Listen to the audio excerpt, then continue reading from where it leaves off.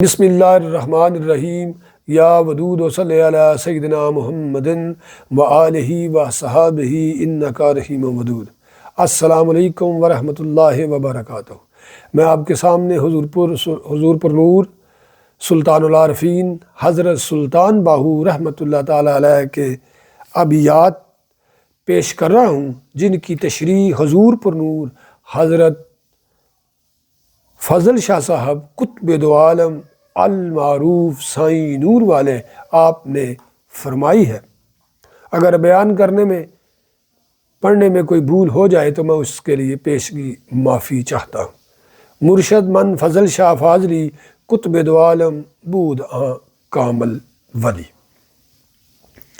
قلب ہلیا تا کیا کچھ ہویا، کیا ہویا ذکر زبانی ہو، قلبی روحی حفی سری سب راہ حیرانی ہوں، شارک تو نزدیک جلیندہ، شارک تو نزدیک جلیندہ، یار نہ ملوس جانی ہو، نام فقیر تنادا باہو، جیڑے وسدے لا مکانی ہو۔ حضور پر نور حضرت فضل شاہ صاحب قطب دو عالم سلطان الحقیقت فرماتے ہیں، جو شخص کتاب و شنیز سے لگا رہتا ہے وہ اسی تلاش میں رہتا ہے کہ قلب جاری ہو جائے۔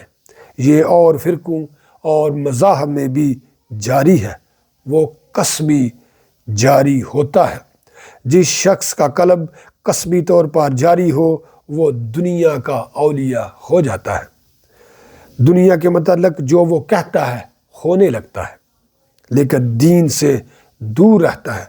ذکر کرنے والا خود کو اولیاء سمجھتا ہے، دوسرے لوگ بھی اسے اولیاء جانتے ہیں۔ وہ نفس کی گردان میں آ جاتا ہے اور جس منشا کے لیے انسان آیا ہے اس سے دور رہتا ہے۔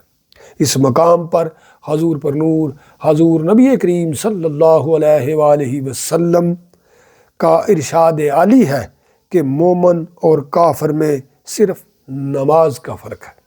نماز میں دو رکن یعنی وضو اور سجدہ موجود ہیں جو دوسرے فرقوں میں نہیں ہیں۔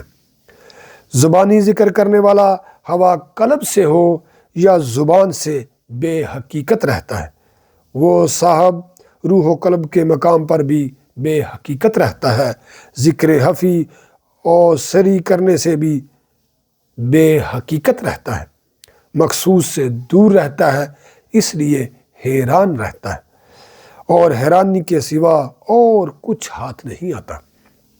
یہ سب مقام جو حضرت سلطان باہو سلطان العارفین رحمۃ اللہ تعالی علیہ نے بیان کیے ہیں، با حقیقت کے لیے اولا و عرفہ اور بے حقیقت کے لیے حیرانی اور پریشانی کا باعث ہے۔ با حقیقت اللہ تبارک و تعالیٰ کے ساتھ اور بے حقیقت اپنے عمل کے ساتھ ہوتا ہے۔ صاحبو، جس اللہ تعالیٰ کی تم تلاش میں ہو وہ تم سے بھی زیادہ قریب ہے۔ اگر اللہ تعالیٰ کی مخلوق کے ساتھ حسن سلوک رکھو گے تو تمہیں تمہارا یار جانی مل جائے گا۔ فقر کے 3 رکن ہیں، فاقہ، قناعت اور ریاضت۔ فقر کیا ہے؟ اللہ تبارک تعالیٰ کے لیے پاک رہنا اور اللہ تعالیٰ کی مخلوق کے ساتھ اللہ جل شانہ کے لیے رہنا۔ اللہ تعالیٰ نامکاں ہے، لہٰذا جو بھی اللہ تعالیٰ کے لیے ہر معاملہ کرتا ہے وہ بھی لامکان ہو جاتا ہے اور فقر اسے عطا ہو جاتا ہے۔ اللہ تعالیٰ ہمیں بزرگان دین کی صفات کو اجاگر اور مزین کرنے کا شرف اور علم اور مرتبہ اور شان عطا فرمائے۔ اللہ تعالیٰ ہمیں آسانیاں عطا فرمائے اور آسانیاں تقسیم کرنے کا شرف عطا فرمائے۔ نور والے، نور والے، نور والے۔